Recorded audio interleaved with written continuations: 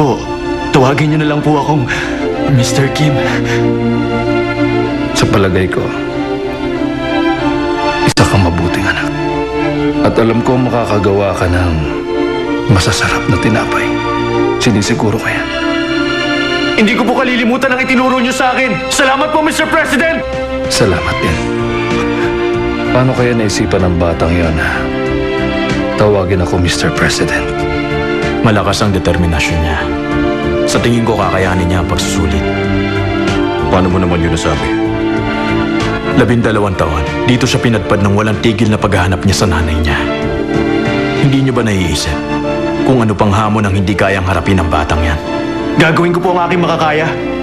Sabi niyo po kung hindi karapat-dapat, maaalis na agad sa laban sa first round pa lang. Gusto ko pong subukan, kahit maliit lang ang tsansa ko. Desidido naman kayong apat na sumali sa kompetisyon. Opo. Napakabastos mo talaga. Nakita mong hindi pa ako tapos magsalita pero tumayo ka na at lalayasan mo na ako? Pasensya na kayo. May trabaho pa po ako.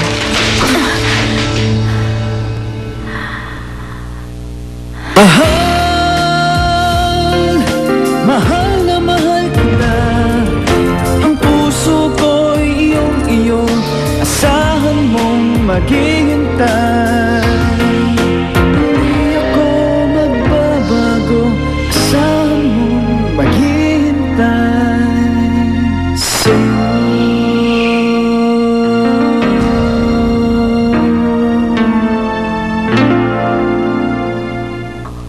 Pasensya na kayo. May trabaho pa po ako.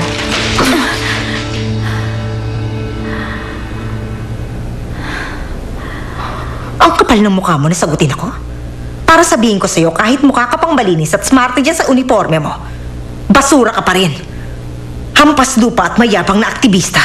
Para ka lang daga na nabubuhay sa isang mabaho at nakakadiring kwarto. Kaya nangarap kang tumira sa mansyon. Alam na alam ko ng puntirya mong babae ka.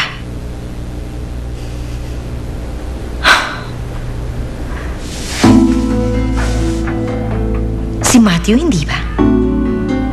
Malandi ka. Ilusyonada.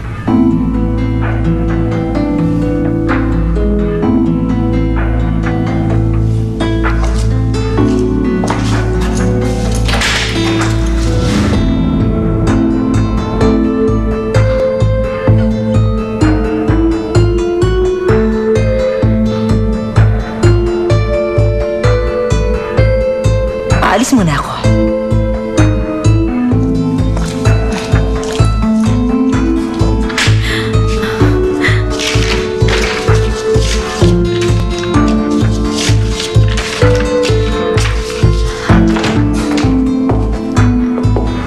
Nasaan si Manager Han? May dinaanan lang po sa General Affairs Department. Meron akong gustong sabihin sa kanya ngayon din. Tawagan mo siya at sabihin mong bumalik agad. Opo.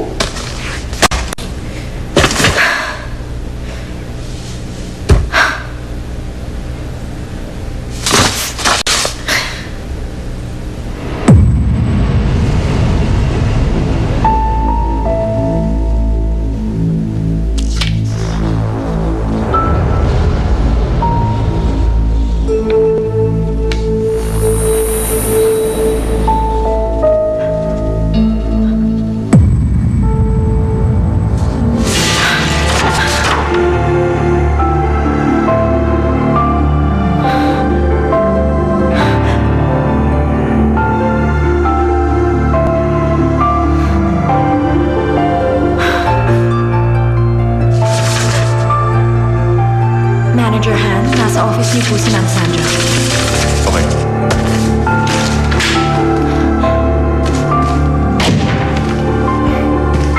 Magandang araw, Ma'am Sandra. May sasabihin daw po kayo importante sa akin?